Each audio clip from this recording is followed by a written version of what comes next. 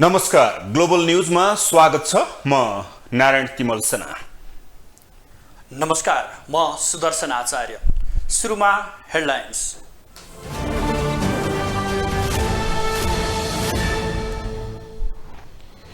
देशभरका निर्वाचन कार्यालयबाट उम्मेदवारी मनोनयन दर्ता, कसैले वारेस पठाए त कोही आफै उपस्थित भए।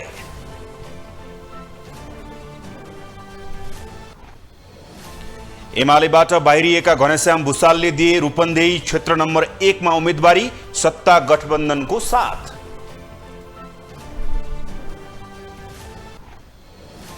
केही चर्चित नेतालाई चुनावी प्रतिस्पर्धाप्रति अरुचि, पूर्व प्रधानमन्त्रीदेखि सभामुखसम्म बाहिरिए।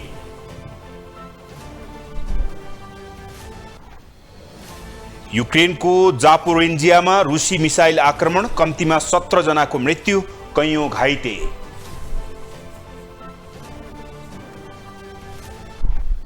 र 9औं राष्ट्रिय खेलकुद अन्तर्गत महिला क्रिकेट सुरु, मधेसले घरेलु टोली गण्डकी प्रदेशलाई हरायो।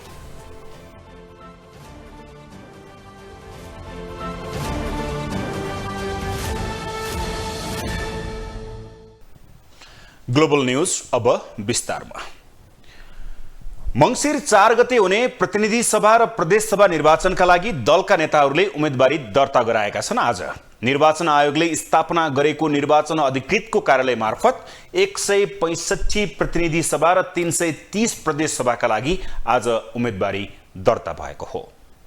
मंसिर 4 गते हुने प्रतिनिधि सभा र प्रदेश सभा निर्वाचनका लागि उम्मेदवारी दर्ता गरिएको छ। 165 वटा प्रतिनिधि सभा निर्वाचन क्षेत्र र 330 वटा प्रदेश सभा निर्वाचन क्षेत्रमा उम्मेदवारी परेको हो। प्रधानमन्त्री तथा नेपाली कांग्रेसका सभापति शेरबहादुर देउवाको डडेलधुराबाट प्रतिनिधि सभा निर्वाचनका लागि उम्मेदवारी परेको छ। डडेलधुराबाट 7औं पटक चुनाव लड्ने गरी देउवाको उम्मेदवारी परेको हो। त्यस्तै नेकपा एमालेका अध्यक्ष केपी शर्मा ओलीले गृह जिल्ला झापा पुगेर प्रतिनिधि सभा सदस्यका लागि मनोनयन दर्ता गराएका छन्। ओलीले झापाको क्षेत्र नम्बर 5 मा आफ्नो मनोनयन पत्र दर्ता गराएका हुन्। उम्मेदवारी दर्ता गराउन उनी आफै झापा पुगेका थिए। उनी विरुद्ध गठबन्धनको तर्फबाट नेपाली कांग्रेसका खगेन्द्र अधिकारी भिड्दैछन्। नेकपा माओवादी केन्द्रका अध्यक्ष पुष्पकमल दाहाल प्रचण्डले भने गोर्खा 2 बाट उम्मेदवारी दर्ता गराएका छन्। उम्मेदवारी दर्ता गर्न प्रचण्डले नेपाल समाजवादीका अध्यक्ष डाक्टर बाबुराम भट्टराई र माओवादीका वरिष्ठ उपाध्यक्ष नारायण काजी श्रेष्ठलाई साथमा लगेका थिए। उम्मेदवारी दर्तापछि प्रचण्डले गोर्खाका जनताले आफूलाई जिताउने विश्वास व्यक्त गरे। गोर्खा मेरो लागि सुपरिचित पनि र मैले यहाँ बसेर भर्खर युवा अवस्थामा अध्यापन गरेको जिल्ला पनि हो। मैले यही पार्टी हेडक्वार्टर राखेर जनयुद्धको पुरै तयारी यहीँबाट गरेको हो। त्यस अर्थमा पनि जनयुद्धको पहिलो सैनिक तालिम हामीले यही सिरान चोकमा पहिलो तालिम दिएको ठाउँ पनि। नेकपा एकीकृत समाजवादीका अध्यक्ष माधव कुमार नेपालले पनि प्रतिनिधि सभा निर्वाचनका लागि उम्मेदवारी दर्ता गराएका छन्। उम्मेदवारी दर्ताका लागि रौतहट पुगेका नेपालले क्षेत्र नम्बर 1 बाट उम्मेदवारी दिएका हुन्। उम्मेदवारी दर्तापछि नेपालले रौतहटवासीले आफूलाई जिताउने दाबी गरे। रौतहटको निर्वाचन क्षेत्र 1 एउटा राम्रो उदाहरणको रूपमा आएको छ। यहाँ लाग्दछ राजनीतिक दलहरूको सबैवटा साझा उम्मेदवारको रूपमा म आफूलाई ठान्दछु। चाहे अहिले गठबन्धन दलमा सामेल हुनुहोस् या गठबन्धनभन्दा बाहिर रहनुहोस्, जति स्वतन्त्र हुनुहुन्छ, अन्य दलहरू हुनुहुन्छ, आम जनसमुदायहरू हुनुहुन्छ, सबैको माया, सबैको प्रेम, सबैको सद्भावना मैले प्राप्त गरेको छु भन्ने ढङ्गले ठानेको छु। नेपाली कांग्रेसका महामन्त्री गगन थापाले काठमाडौँ क्षेत्र नम्बर 4 बाट उम्मेदवारी दिएका छन्। अघिल्लो निर्वाचनमा यही क्षेत्रबाट जित हात पारेका थापाले यसपटक पनि जित पक्का रहेको बताएका छन्। राप्रपा नेपालका अध्यक्ष कमल थापाले प्रतिनिधि सभा सदस्य पदका लागि एमालेबाट उम्मेदवारी दिएका छन्। उनले मकवानपुर क्षेत्र नम्बर 1 बाट उम्मेदवारी दिएका हुन्। एमालेसँग मकवानपुरमा राप्रपा नेपालले तालमेल गर्दा थापाले एमालेबाटै उम्मेदवारी दिनु परेको हो। राप्रपाका वरिष्ठ उपाध्यक्ष रविन्द्र मिश्रले काठमाडौँ क्षेत्र नम्बर 1 बाट प्रतिनिधि सभामा उम्मेदवारी दर्ता गराएका छन्। यही क्षेत्रबाट कांग्रेसका प्रकाशमान सिंह र एमालेका किरण पौडेलले पनि उम्मेदवारी दिएका छन्। राष्ट्रिय स्वतन्त्र पार्टीका सभापति रवि लामिछानेले चितवन क्षेत्र नम्बर 2बाट प्रतिनिधि सभाका लागि उम्मेदवारी दिएका छन्। उम्मेदवारी दिएपछि लामिछानेले आफूलाई विगतमा चितवनले लगाएको गुण तिर्न चाहेको बताएका छन्। उनले मङ्सिर 4 गतेको निर्वाचनमा आफूलाई अमूल्य मत दिएर जिताउन आग्रह गरेका छन्। लेखक युग पाठकले झापा 5बाट स्वतन्त्र उम्मेदवारी दर्ता गराएका छन्। उनले झापा 5मा एमाले अध्यक्ष केपी शर्मा ओलीका विरुद्ध उम्मेदवारी दिएका हुन्। यता राष्ट्रिय प्रजातन्त्र पार्टीका अध्यक्ष राजेन्द्र लिङदेनले झापा क्षेत्र नम्बर 3बाट उम्मेदवारी दर्ता गराउनु भएको छ। अध्यक्ष लिङदेनले आइतबार बिहान 11:30 आफै उपस्थित भएर झापा क्षेत्र नम्बर 3बाट प्रतिनिधि सभाका लागि उम्मेदवारी दर्ता गराउनु भएको हो। अध्यक्ष लिङदेनलाई नेकपा एमाले समर्थन गरेको छ। यो क्षेत्रबाट सत्ता गठबन्धनबाट नेपाली कांग्रेसका कृष्ण प्रसाद सिटौलाले उम्मेदवारी दिनुभएको छ। अघिल्लो निर्वाचनमा सिटौला लिङदेनसँग पराजित हुनुभएको थियो। प्रदेश सभातर्फ एमाले दुवै निर्वाचन क्षेत्रमा राप्रपाको समर्थनमा उम्मेदवारी दिएको छ। प्रदेश कमा बसन्त बानिया र खमा छविलाल चुडाललाई उम्मेदवारी दिएको छ।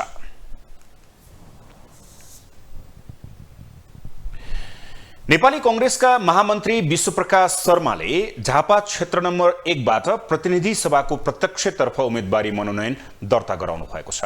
आइतबार महामन्त्री शर्माले निर्वाचन अधिकृतको कार्यालयमा पुगेर झापा क्षेत्र नम्बर 1बाट उम्मेदवारी मनोनयन दर्ता गराउनु भएको हो। यो क्षेत्रमा नेकपा एमालेको तर्फबाट अग्नि खरेलले उम्मेदवारी दर्ता गराउनु भएको छ।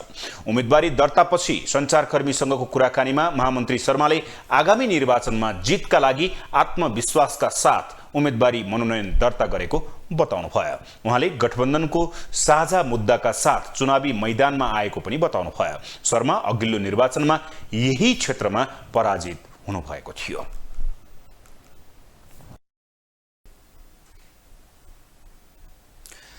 काठमाडौँ क्षेत्र नम्बर 1 को चुनाव यसपटक पनि रोचक हुने भएको छ।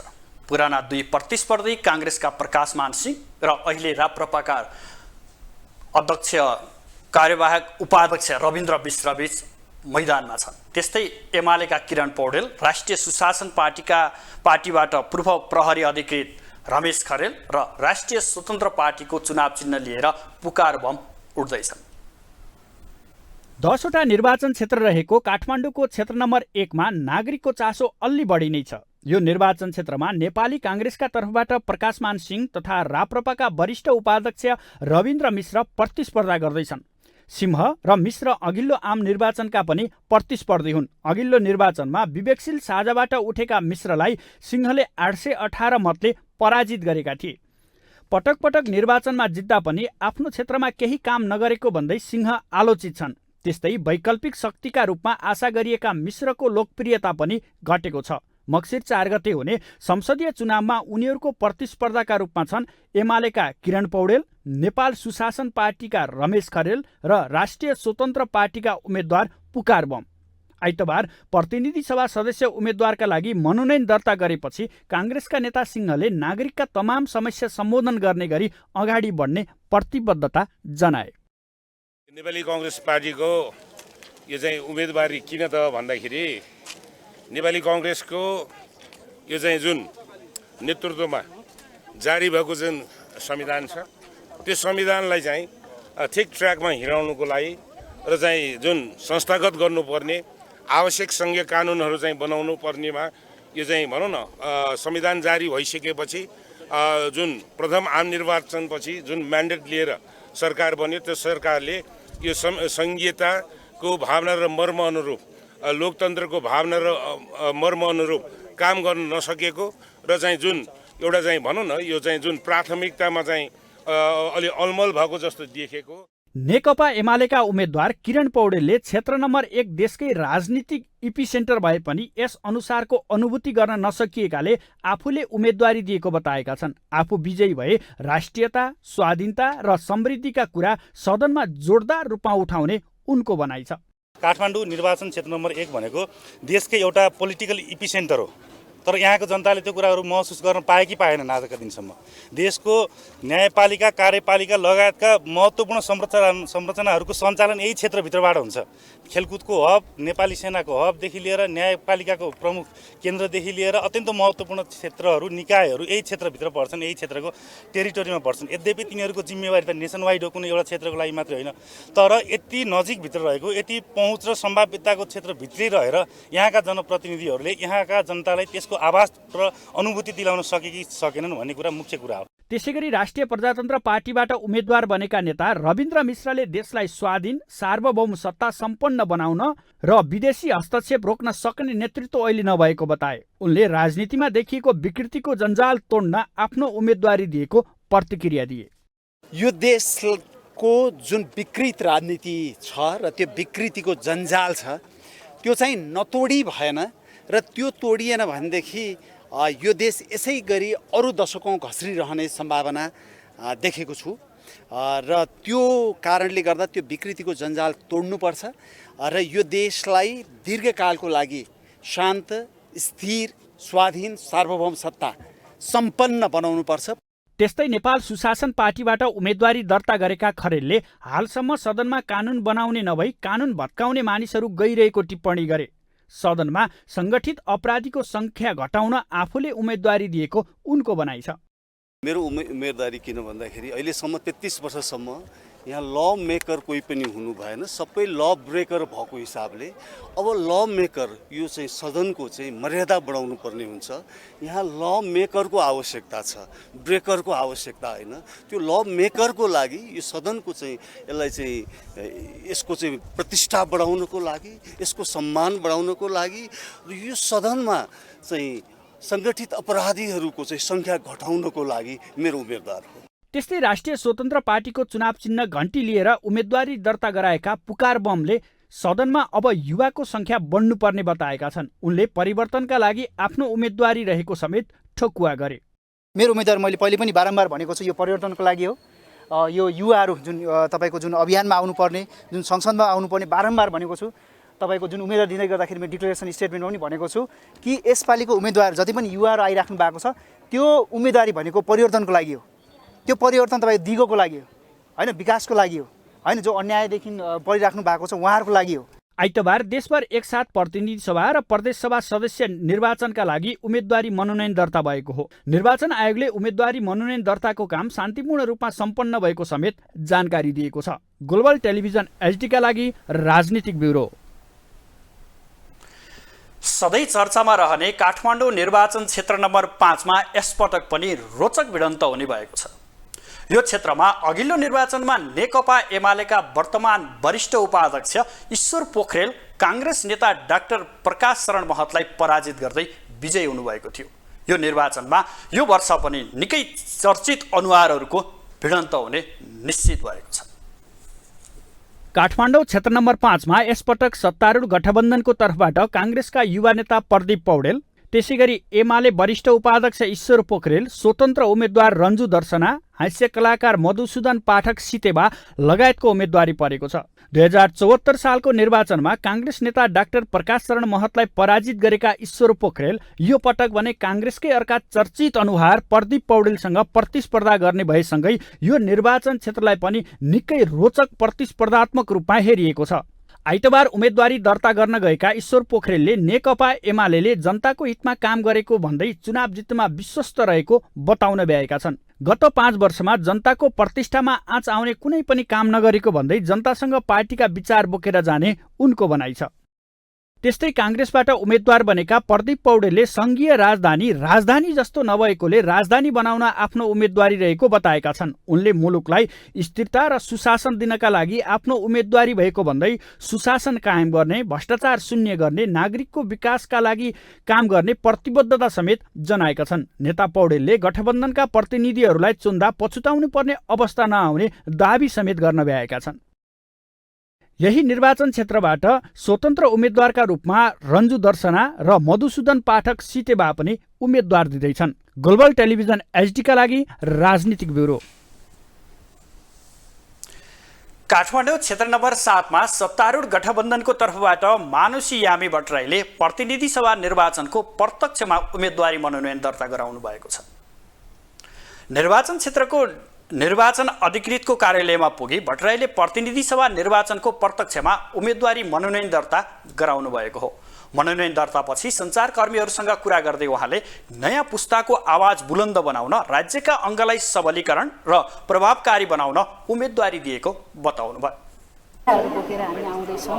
हाम्रा राज्यका सार्वजनिक संस्थाहरूलाई सबलीकरण गर्ने, प्रभावकारी बनाउने एजेन्डा लिएर आउँदैछौँ र यी सम्पूर्ण जनताका एजेन्डाहरूलाई हामी एकदम पारदर्शी रूपमा सबैको निम्ति एकदम सहज रूपमा उपलब्ध हुने यो ढङ्गबाट हामी प्रस्तुत भइरहँदा मतदाताहरूले हामीमाथि विश्वास गर्नुहुनेछ, हामीलाई आफ्नो अमूल्य मत दिई विजय गराउनुहुनेछ। मङ्सिर 4 गते निर्वाचनमा सबै सहभागी हुनुहुन्छ भन्ने पूर्ण विश्वास छ।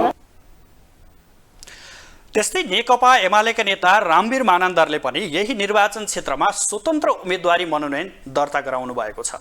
सञ्चारकर्मीहरूसँग कुरा गर्दै उहाँले देशको राजनीतिक परिवेशलाई उजागर गर्नुपर्ने दिन आएको बताउनुभयो। राजनीतिक संस्कार संस्कृति चाहिँ तपाईँ हामीले बुझेका छौँ देशको, यो परिवेशलाई चाहिँ तपाईँ हामीले सबले चाहिँ उजागर गर्नुपर्ने त्यो दिन आइरहेको छ। त्यस कारण तपाईँ हामीले बुझ्ने कुरा नेपाली जनताले बुझ्ने कुरा मेरो स्वतन्त्र उम्मेदवारी किन भन्दाखेरि यस्तै यो संस्कार र संस्कृतिलाई व्यवस्थापन गर्नु, राजनीतिक संस्कार संस्कृति व्यवस्थापन गर्नुको लागि एमाले किन छोड्ने? मेरो पार्टी मैले बनाएको पार्टी छोड्छ र एमालेका सबै कार्यकर्ताहरूले सबै मतदाताहरूले मलाई भोट हाल्छ। गठबन्धनबाट यो क्षेत्रको प्रदेश सभातर्फ कमा एकीकृत समाजवादीका वसन्त मानन्दर र खमा नेपाली काङ्ग्रेसका सबिन तामाङ उम्मेदवार रहेका छन्।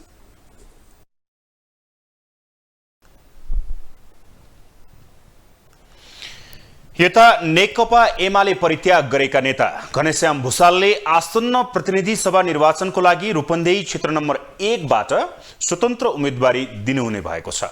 आइतबार बिहान आफ्नै निवास रूपन्देहीको तिलोत्तमामा पत्रकार सम्मेलन गरेर उम्मेदवारी घोषणा गर्नुभएका भुसालले सत्ता गठबन्धनको समर्थनमा उम्मेदवारी दर्ता गराउनु भएको हो। गठबन्धन दलबाट माओवादी केन्द्रको भागमा परेको रूपन्देही 1मा नेकपा एमाले परित्याग गरेका घनश्याम भुसालले उम्मेदवारी दर्ता गराएका छन्।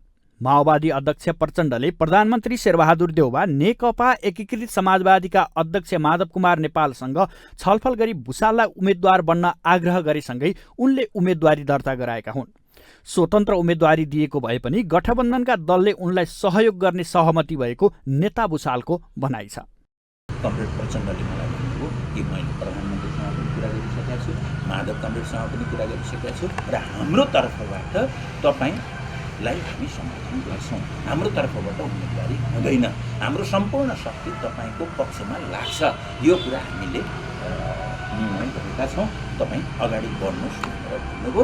यसरी मैले एउटा स्वतन्त्र वाम उम्मेदवारका रूपमा गठबन्धनले समर्थन गरेको, राजनीतिक हिसाबले भनेको मैले राजनीतिक हिसाबले भन्दा गठबन्धनले समर्थन गरेको स्वतन्त्र वाम उम्मेदवारका रूपमा आज गएर आफ्नो उम्मेदवारी दर्ता गर्ने निर्णय गरेको छु।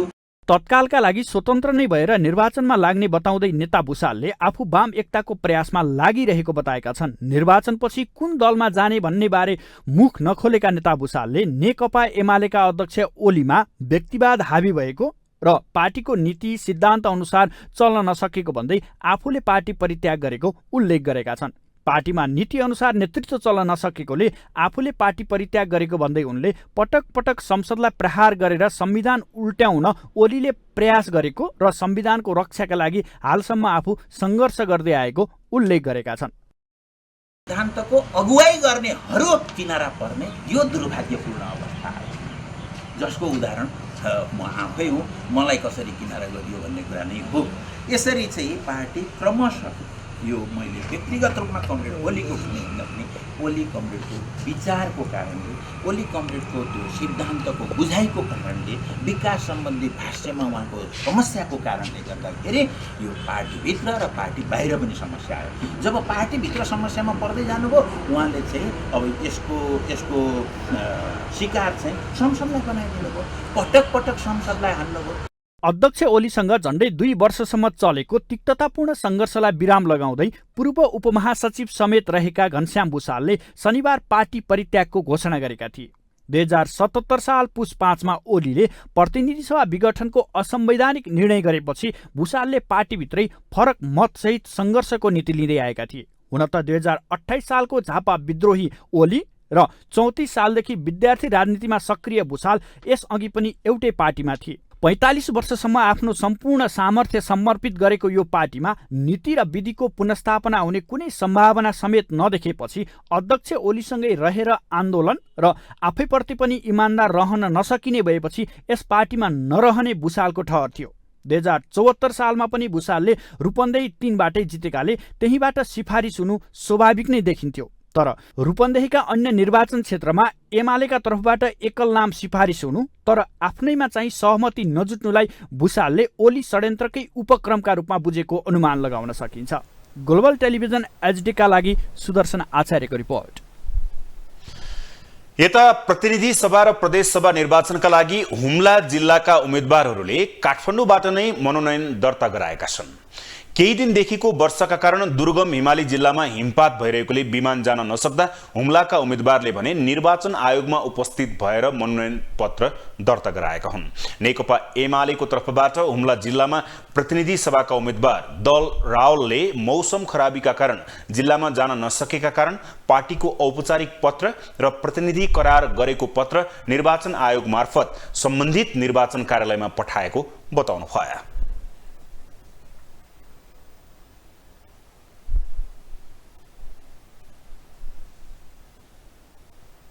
चाहिँ उत्सवको दिन हो। खास हामीले आफ्नै जिल्लामा हाम्रो जनताका माझमा उत्सवपूर्ण ढङ्गले चाहिँ उम्मेदवारी दर्ता गर्छु भन्ने थियो। हामीले त्यो प्लान गरेका थियौँ तर पनि मौसमको खराबीका कारणले हाम्रो हेलिकप्टर प्लेन केही पनि जान सक्ने अवस्था भएन।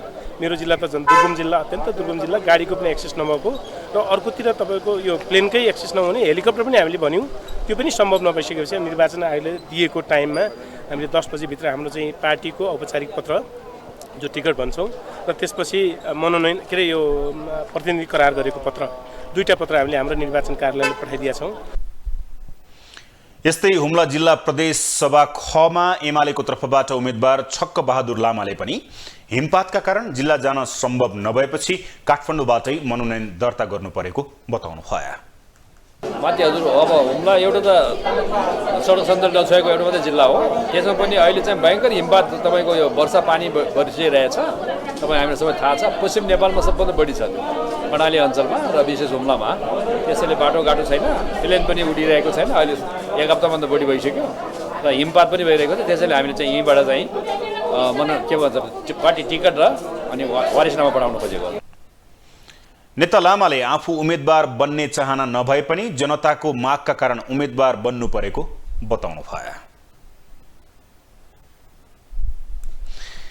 आगामी मंसिर 4 गते हुने प्रतिनिधि सभा र प्रदेश सभा निर्वाचनमा केही चर्चित र हेभीवेट नेता उम्मेद्वार नबन्ने भएका छन्। पूर्व प्रधानमन्त्री डाक्टर बाबुराम भट्टराई, सभामुख अग्निप्रसाद सापकोटा सहित नेकपा एमालेका उपाध्यक्ष युवराज गेवाली र अष्टलक्ष्मी साक्य, त्यस्तै रामबहादुर थापा लगायतका नेता चुनावी प्रतिस्पर्धामा भाग नलिने भएका हुन्।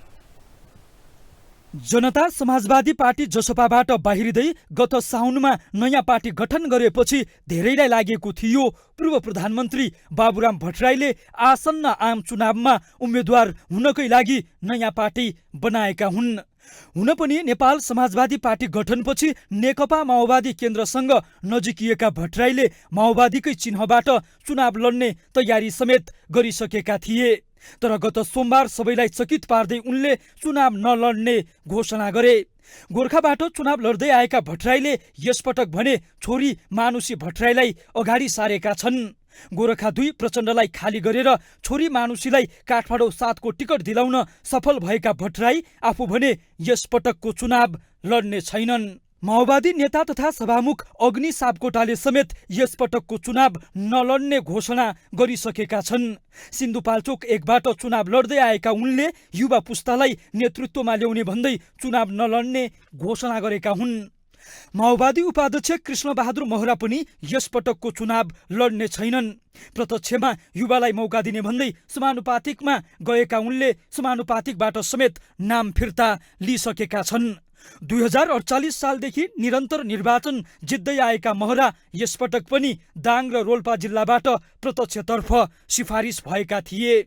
यस्तै माओवादीका उपमहासचिव हरिबोल गजुरेल पनि यसपटकको चुनाव लड्ने छैनन्। उनी सिन्धुली जिल्लाबाट लगातार चुनाव जित्दै आएका थिए। यता नेकपा एमालेका 3 जना उपाध्यक्ष रामबहादुर थापा बादल, अष्टलक्ष्मी साक्य र युवराज गेवाली पनि आसन्न आम चुनावबाट बाहिरिएका छन्।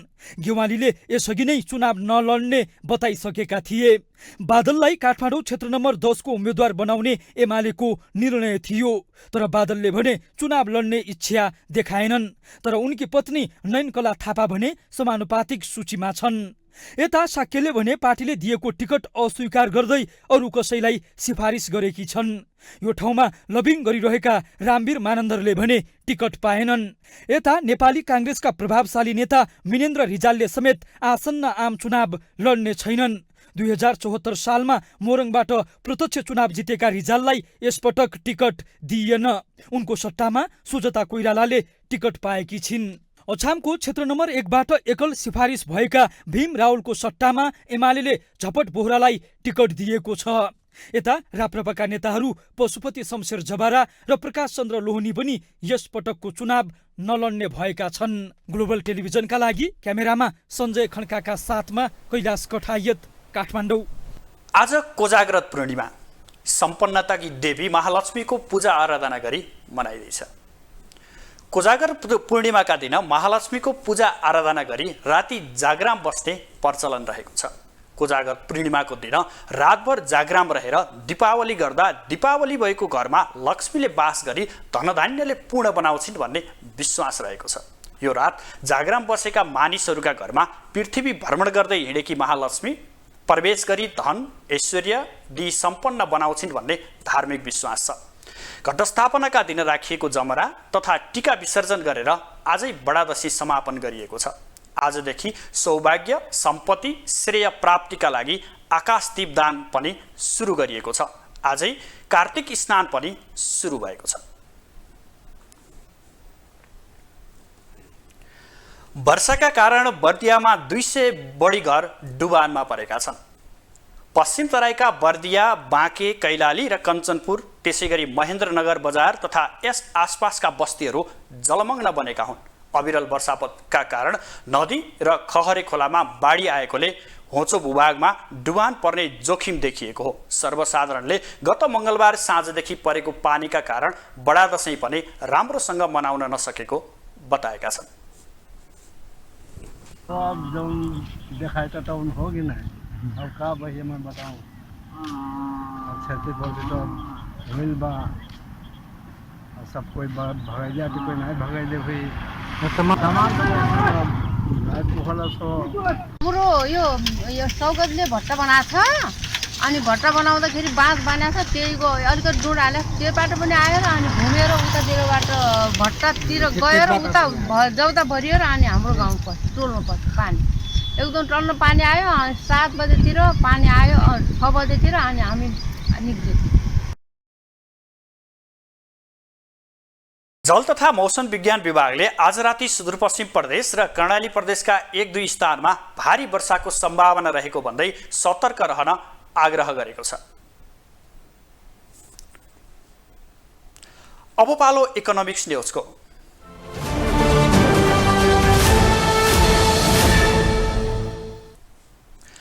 बडादशीको बिदापछिको पहिलो कारोबारको दिन आज शेयर बजार हरियाली छाएको छ। लगातार 9 दिन बन्द भएर आज खुलेको शेयर बजार परिसूचक नेप्से 2.14% वृद्धि भएको हो। आइतबार बजार परिसूचक नेप्से 44.62 अङ्कले वृद्धि हुँदा 1898.38 अङ्कमा बन्द भएको छ। नेप्सेसँगै क वर्गका कम्पनीलाई मापन गर्ने सेन्सिटिभ इन्डेक्स पनि 8.78 अङ्कले वृद्धि भएर 372.21 अङ्कमा बन्द भएको छ। नेप्सेमा 13वटै उपसूचकमा हरियाली छाउँदा वित्त कम्पनी र विकास बैंक उपसूचक 4.5% भन्दा माथिले वृद्धि भएको छ। नेप्सेमा उच्च अङ्कको वृद्धि भए पनि कारोबार रकम भने 1 अर्ब पनि पुगेन। नेप्सेमा 25,33,393 किता शेयर किनबेच हुँदा 83 करोड 68 लाख 73 हजारको कारोबार भएको छ।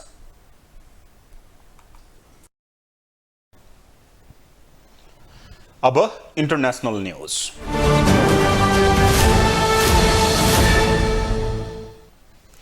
युक्रेनले दक्षिण पूर्वी शहर जाम्पोरिन्जियामा रुसी मिसाइल आक्रमणमा परि कम्तीमा 17 जनाको मृत्यु भएको दाबी गरेको छ। युक्रेनी रक्षा मन्त्रालयका अनुसार आक्रमणमा कैयौं घाइते भएका छन् भने धेरै आवासीय भवन ध्वस्त भएका छन्। जाम्पोरिन्जियाका युक्रेनी क्षेत्रीय गभर्नर अलेक्सान्डर रुटारुखका अनुसार 12 रुसी मिसाइलले 9 तले भवन आंशिक रूपमा ध्वस्त पारेको छ भने अन्य 5 वटा आवासीय भवनमा समेत क्षति पुर्याएको छ। यो शहर युक्रेनी नियन्त्रणमा भए पनि जसलाई रुसले गत महिना कब्जा गरेको क्षेत्रको एक हिस्सा भएको दाबी गर्दै आएको छ। युक्रेनको दक्षिण र उत्तर पूर्वमा पराजय भोगेपछि रसियाले शहरी क्षेत्रहरूमा आक्रमण गर्दा हालैका हप्ताहरूमा जापोरिन्जियामा बारम्बार प्रहार भएको छ। शहरबाट करिब 52 किलोमिटर टाढा रहेको यसको आणविक ऊर्जा केन्द्र सहित जापोरिन्जिया क्षेत्रका केही भागहरू आक्रमणको सुरुदेखि नै रुसी नियन्त्रणमा रहेको बताइएको छ। अब स्पोर्ट्स न्यूज।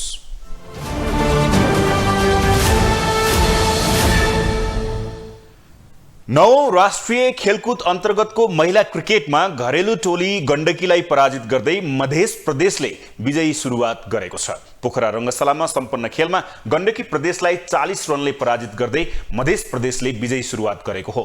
टस हारेर पहिले ब्याटिङ गरेको मधेसले निर्धारित 20 ओभरमा 8 विकेटको क्षतिमा 77 रन बनाएको थियो। जवाफमा खराब प्रदर्शन गरेको गण्डकी 19 ओभरमा 37 रनमा अल आउट भएको थियो। गण्डकीका लागि शीला छेत्रीको 10 रन दोहोरो स्कोरका रूपमा रह्यो। अन्य कुनै पनि ब्याट्सवुमनले दोहोरो स्कोर तयार पार्न सकेनन्। गण्डकीलाई सस्तैमा समेट्ने क्रममा अनुराधा चौधरीले 4 विकेट लिँदा कविता गौतम र शान्ति चौधरीले समान 2-2 विकेट लिएका थिए। त्यसअघि पहिले ब्याटिङ गरेको मधेसले सबनम खातुम र अलिसा यादवको 14-14 तथा सरस्वती कुमारीको अभिजित 15 रनको योगदानमा 8 विकेटको क्षतिमा 77 रन बनाएको थियो। गण्डकीका लागि आकृति तिवारीले 3 विकेट लिइन् भने कुसुम गोदारले 2 तथा सृष्टि जैसी र शीला छेत्रीले 1-1 विकेट लिएका थिए।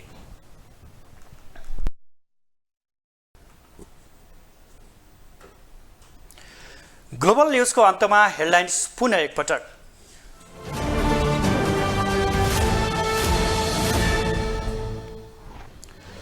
देशभरका निर्वाचन कार्यालयबाट उम्मेदवारी मनोनयन दर्ता, कसैले वारिस पठाए, कोही आफै उपस्थित।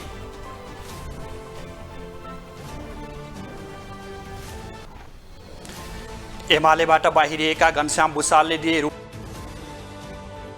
उम्मेदवारी, सत्ता गठबन्धनको साथ।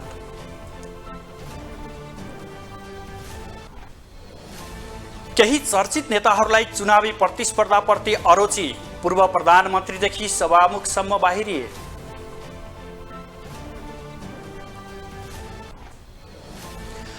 युक्रेनको जापोरिन्जियामा रुसी मिसाइल आक्रमण, कम्तीमा 17 जनाको मृत्यु, कैयौं घाइते।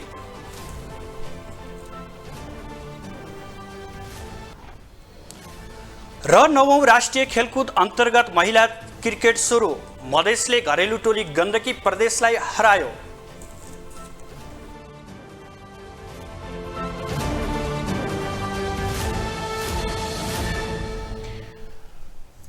हवस् त अहिलेलाई ग्लोबल न्यूज यति नै। ग्लोबल टेलिभिजन तपाईँ फेसबुक तथा युट्युबमा पनि प्रत्यक्ष हेर्न सक्नुहुनेछ। ग्लोबल टेलिभिजन हेर्दै गर्नुहोला।